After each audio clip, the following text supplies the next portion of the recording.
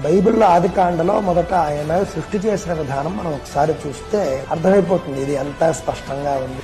ఆది యందు దేవుడు ఏం చేశాట? భూమి ఆకాశాలను సృష్టించాడు. ఆకాశం లేకుండా భూమి ఎలా వచ్చిందండి?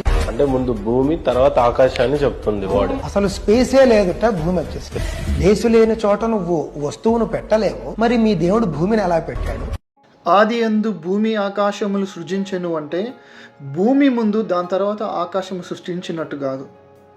భూమి ఇంకా ఆకాశం ఒకేసారి దేవుడు సృష్టించినట్టు. మీకు ఒక చిన్న ఎగ్జాంపుల్ చూపిస్తాను.